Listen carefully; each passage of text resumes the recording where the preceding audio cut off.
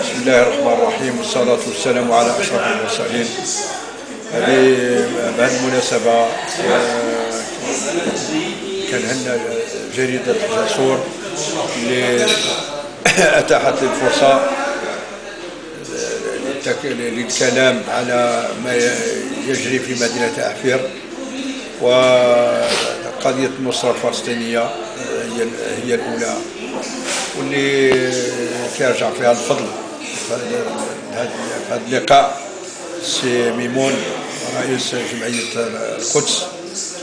وكانت وهذه مناسبة باش نعبر مرة أخرى على الاهتمام تاعنا بالقضية الفلسطينية ونصرة القضية الفلسطينية، ونحن معهم دما ولحما ولا نفرط في القضية الفلسطينية، لأن كل من فرط في هذه القضية لا يعتبر عربيا.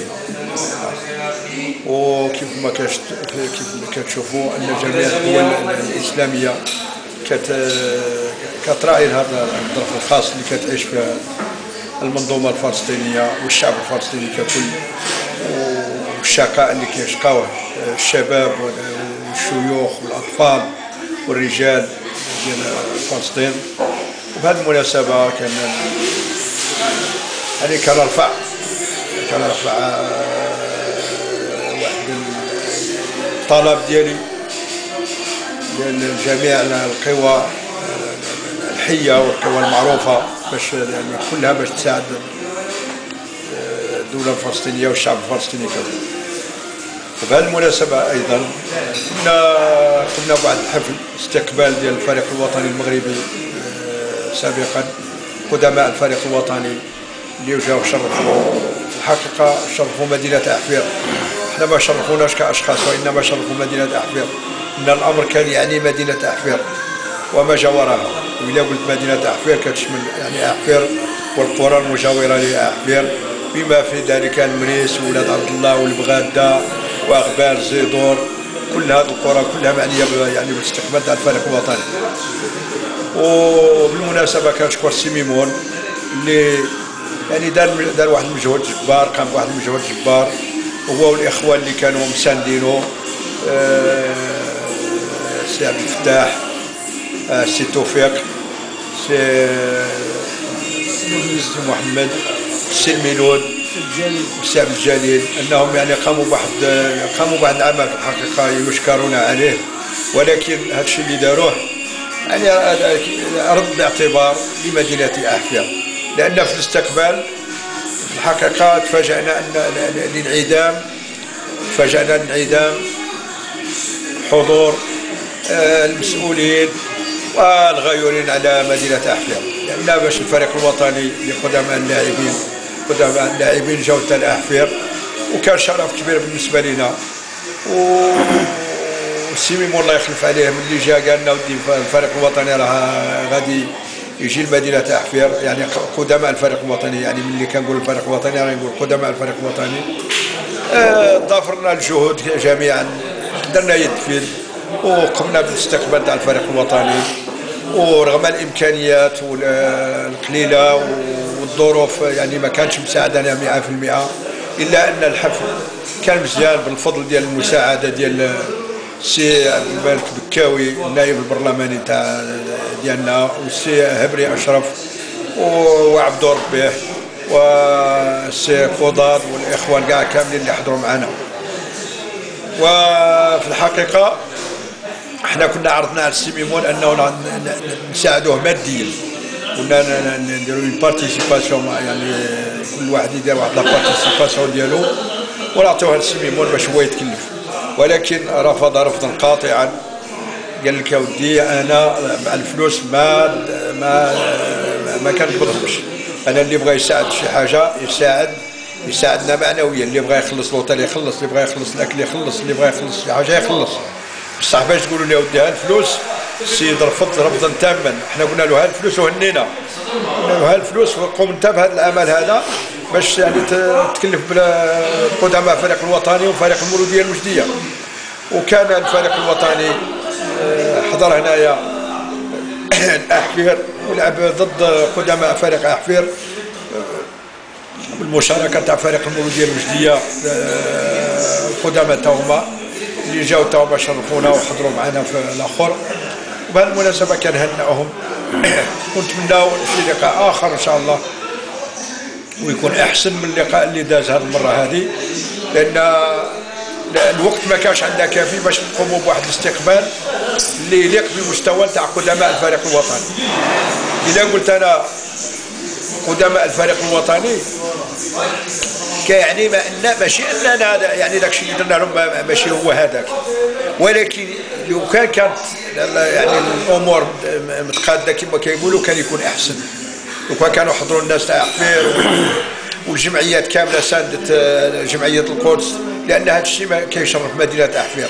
يعني علاش ما تضافروش كان الجهود تاع جميع الجمعيات وقاموا بهذا الدور، يعني ما غادي، لان هذا الشيء كيهم مدينه عفير كما قلت.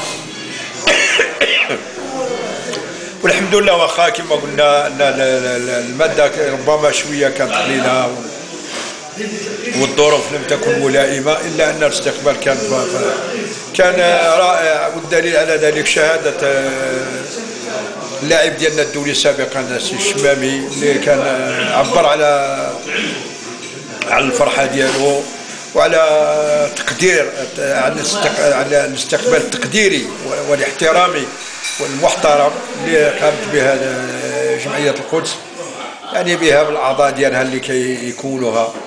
وحنايا في الحقيقه تفاجات انا ملي جينا للاستقبال اننا ما لقينا حتى حاجه في الاخر، رغم ان سي ميمون كان عطى التعليمات تاعو الناس اللي تكلفوا.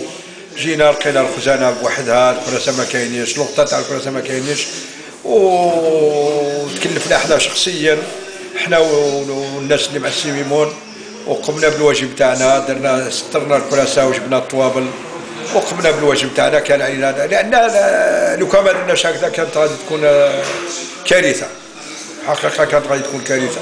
ولكن تساعدنا مع بعض، لان هذيك الساعه ما بقاش الرئيس والمرؤوس ولا بقينا كلشي كيف ونحن كلنا في خدمه عفير.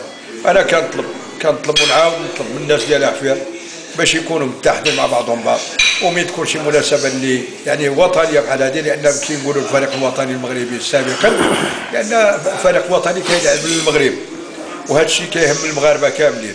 وكاينه القضيه الفلسطينيه ثانيا، كان عند الناس تاع عفير كاع الجمعيات يعني يحضروا، حتى اللي ما قدرش يساعد يعني ماديا يعني ولا معنويا، غير الحضور ديالو كافي، كان الحضور ديالهم يكون كافي باش يعطيو واحد الشعله لهذاك اللقاء اللي في الحقيقه كما قلت لكم، ورغم انه ما يليقش بالفريق الوطني المغربي، ولكن كان لقاء متميزا، رغم ان الظروف لم تكن ملائمه وكما قلت لكم كانت ناقصه الماده شويه، ولكن يعني بالنسبه لنا احنا كمدينه عفير كان رائع. ولكن ملي كنديروا لا كومباريزون، نديروا المقارنه مع يعني مع الفريق الوطني المغربي اللي جانا، احنا بغينا نبينوا بان الناس تاع عفير قدروا يديروا لكم اكثر من الشيء اللي درناه.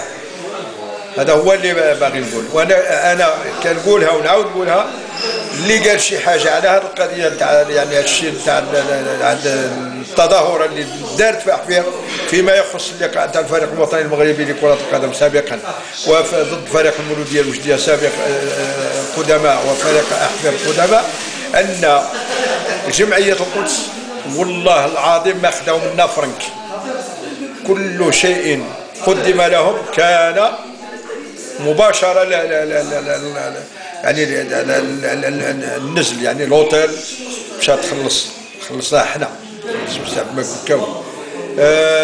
قضيه الاكل تكلف السي ميمون، العشاء تكلف به السي ميمون خارج عفير، الشوف خارج عفير، الغداء تكلف به عبد ربه. مسائل يعني شويه نتاع المصروف تاع اللاعبين، يعني تاع باش يخلصوا لوطولوت وليسونس تاعهم، يعني هذا تكلف به السيد هبري اشرف. راه ما كانش واحد اللي فرنك واحد السي ميمون. انا كنقولها ونعاود، واللي قال شي كلمه بحال هكذا يتحمل المسؤوليه تاعو امام الله وامام العبد. انا كنقولها ونعاود نقولها بان سميمون ما خدا حتى ريال.